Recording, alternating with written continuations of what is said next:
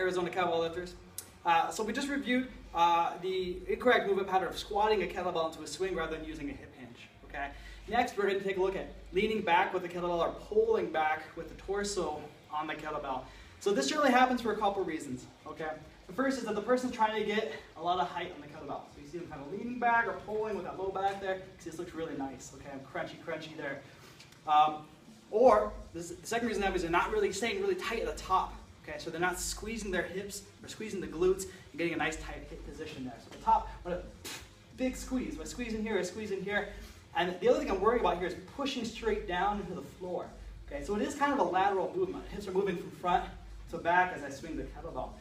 And the kettlebell is going to kind of follow that trajectory, but I want to make sure I'm pushing down and kind of thinking about staying tall at the top. Okay, so when we're using the power style swing, generally not really concerned about how high the kettlebell is getting. I'm concerned that the hips are moving quickly and we're getting that proper hip position. Okay, let's take a look at a couple kettlebell swings with the person leaning back, and then we'll kind of talk about how to correct that. Okay, so I'm trying to get the kettlebell really high.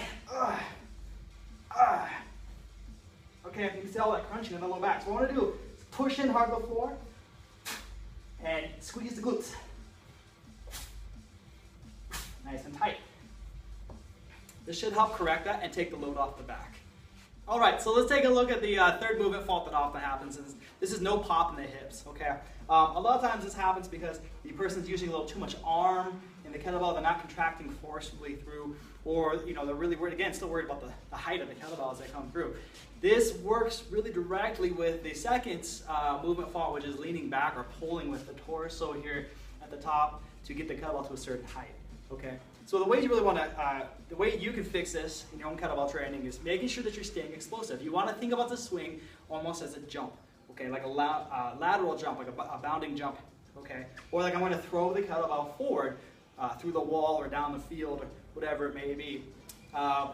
Also, if you're using too much arm, so if we're doing kind of a front raise with the arms here in the kettlebell, and the kettlebell swing, pardon me, a lot of times we'll see that won't be enough speed, okay? So again, we want a very nice, explosive hip hinging movement here. Let me show you a couple done right, and we'll kind of show you a couple that don't look so great, okay? So, I'm gonna hike back, push hard, snap the hips.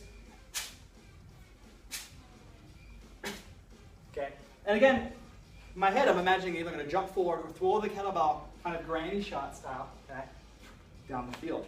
So, it is a lateral movement. I also want it to be fast, okay? So, again, if somebody has or you have underdeveloped glutes, or your posterior chain isn't sufficient to create force here, you might have some issues with that. And the real key for that, to develop that, would be to go to a lighter kettlebell, kind of just work on the technique or the feeling of explosiveness there. But the other big thing is that if you're trying to use a lot of arm or muscle it up, you'll see it slows down dramatically. There's just no way around it. Yes, I'm grimacing on purpose. Okay.